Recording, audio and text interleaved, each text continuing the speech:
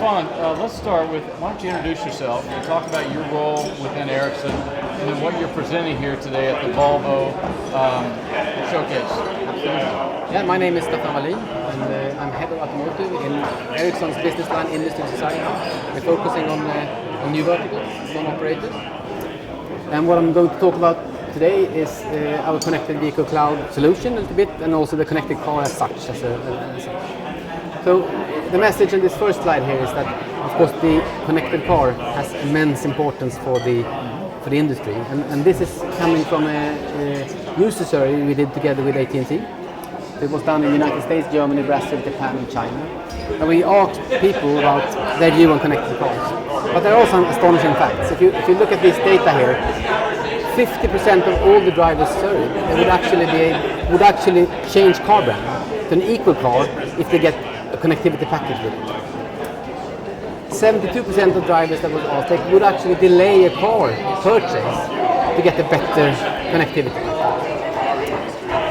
So, and 65% of drivers, when they learned about connected services, they feel it's a differentiating factor for selecting a car. And when you say connected car, is that completely different than autonomous driving cars? I think we'll come to that. I mean, I think, pose that question, and if I haven't answered it, then we'll go back to it. Actually, for the last bullet, I personally think that for some segments of consumers, the connected car becomes more important than horsepower.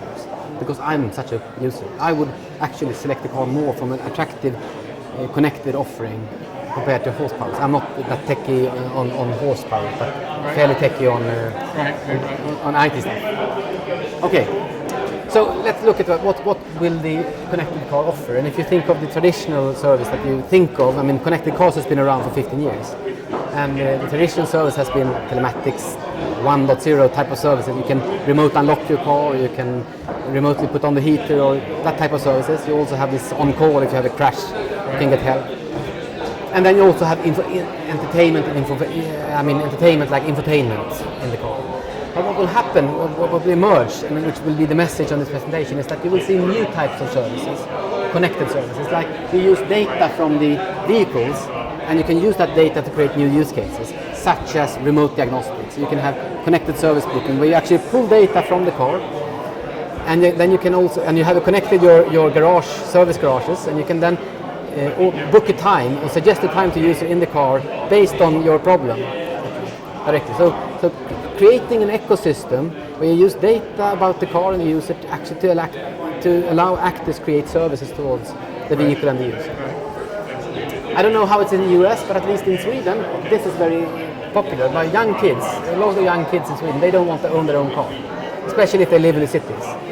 But they of course want to have a car sometimes. So this carpooling is very popular. And then you could imagine having your own virtual car, where you have your own service package in the car. When you want to rent the car, you can order it from your mobile phone. You can unlock it from, the digital key. You can unlock it from there. And when you enter the car, then you will get all your services. The navigation system is loaded with your destinations. You have a seat setting, settings, climate settings, everything. So that's cool. But then, of course, you have this autonomous driving type of use cases as well, where the network can assist in the sense that you can warn autonomous cars about problems further down the road, etc. Right. So you have a lot of new exciting services coming in this space. So again, this is a repetition. What we really wanted to create, if you think of telematics 1.0, it was user-centric. You connected the vehicle, the car, with the owner, but you really didn't do use cases. You really didn't bridge the borders to involve your partners with that. But what we do here with Volvo now is that we connect the repair shops and let them take part of this ecosystem. We can connect the insurance companies, so you can have pay-as-you-drive insurance, so you data from the car, and if you drive safely, you will get a lower insurance policy. Creating an ecosystem where people can collaborate. And what's exciting is that this is not only happening in the automotive industry. All industries, most industries today are connecting their devices, and most industries are creating an ecosystem. And what you will see is that there will be use cases where these industries, once connected, will start to collaborate. I'll take an example. If I have an electrical vehicle, you invite me to your house for dinner. Right. I go there, I want to charge my car. So I plug in my car in your electrical plug, but I want to have the bill. That would be a fairly sensible, roaming electricity. Right. But that would of course require utility industry to collaborate with the automotive industry, so they can charge me on your client. Yeah. I mean, the thing is that it's your imagination that stops you. These are 4 examples that we have done. I mean, we have connected the Maersk line, and we have connected the containers, we have connected cars, we have connected utility needs where you can get data and smart grid type of solutions, and also the connected house with the Stockholm World Seaport, which is a zero emission community where you use the connectivity to secure that you can share cars, you can use infrastructure efficiently. Right. Okay, I'm going almost to my pitch now, so 5 minutes is almost ended, but just to have a reflection on the car, automotive or connected car again. As I said, the initial services on connected car, in my view, were more device-driven or user-centric. Connect the user with their car, and they were transaction-based, like unlock my car now, but it was not like always connected, always on. So kind of connect my infrastructure or my industry, but we talked about this, we are business-driven, we are connecting the ecosystem. Here we have an example of a use case where you can have maintenance from your dashboard. Here you have the park and pay, have you heard of that? Yeah, so you can navigate to, find and navigate to and pay for parking from the convenience of your car. That's the next step, we have business-driven applications. And the final step, which I think is really exciting, is once you have this and you get used to this type of use cases, you will get innovation-driven. You will have the use case that we talked about here, where you collect sensor data from a car about slippery roads, you can warn other cars, and you can also warn authorities. And suddenly you have connected the automotive industry with the society. Right. You have made this network society, it becomes very natural. Or like here, delivery to cars. I'm sure that when you first connected the car, this was not your use case, it was probably this. Right. But once you have connected, innovation comes in and you can do this. So it's really natural like that.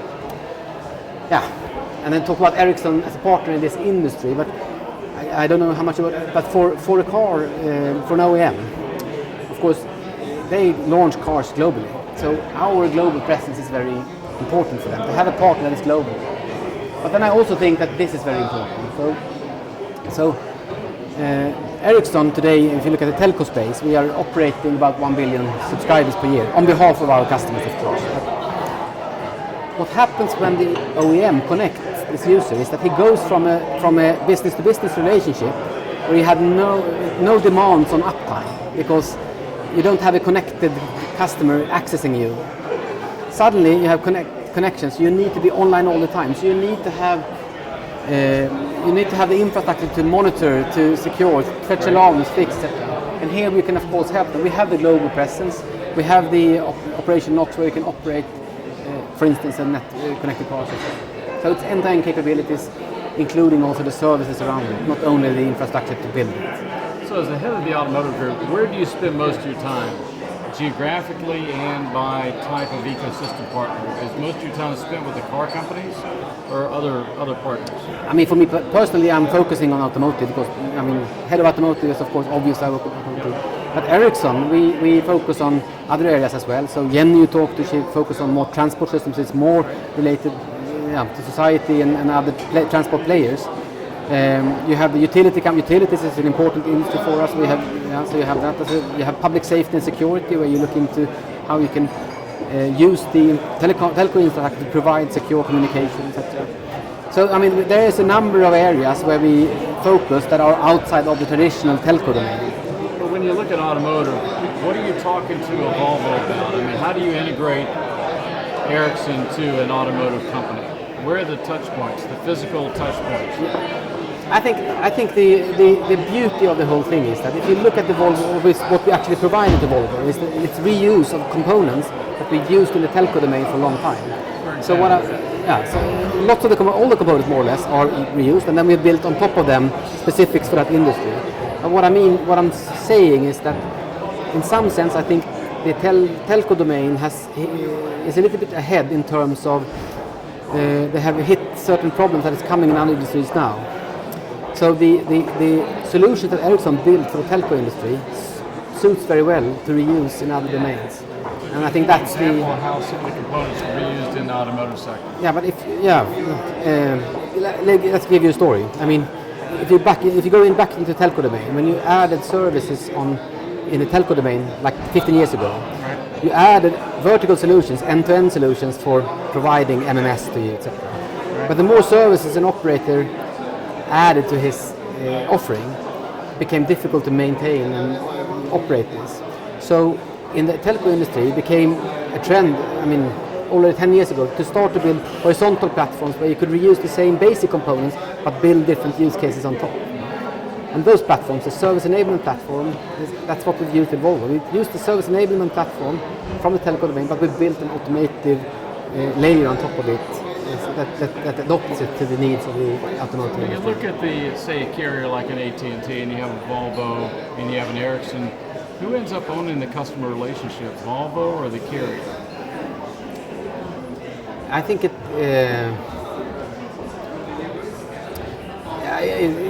both, I guess, in some sense, because the connectivity will always be. But I think the thing that I think it will be the OEM actually, because the whole point of connecting the car is to create a relationship between the OEM and the user, and that can go in different flavors. Instead of buying a car once, I'll have an ongoing, deeper relationship with the Volvo, perhaps, on a go-forward basis. Now you touch upon another point that I didn't think to talk about, but you have heard of these circular business models. No, go ahead. It's really interesting because that's all the connected things enable circular business models in the sense that instead of selling you a car, I can sell you the service car. Which means that, and that will change the industry because suddenly, today when you build something high touch, sell it and then you forget about it and then you throw it away and sell a new one, good. But if you sell a service, then suddenly you can you get drivers to build things that can be reused many times, etc. Because it will not be thrown away anymore because I own the car and I just sell you a service. So it will change. It's a different story, I guess. But yeah, I don't know. But I do believe that the OEM wants to have a relationship with the user because that's how they can make add-on sales. That's the difference. But I think if you think players like AT&T, they will have a big role because they can, of course, then connect their. They use also CVC. So we also use our same enabling technology with AT&T for the AT&T Drive offering. And what they can do is that they can, of course, connect this with their connectivity. So they can have the platform that enables this collaboration, and they can also control the connectivity and the quality of service and charging on top. So they can actually go a little bit, take a step more. The drawback of AT&T, of course, is that they are regional. So we will always have this balance of do you want to be regional or global? And I think there will be cases where you want to be regional, and then AT&T will be the best. And there will be cases where you don't want to be regional, and then you will not. So I think you will have both of these models simultaneously.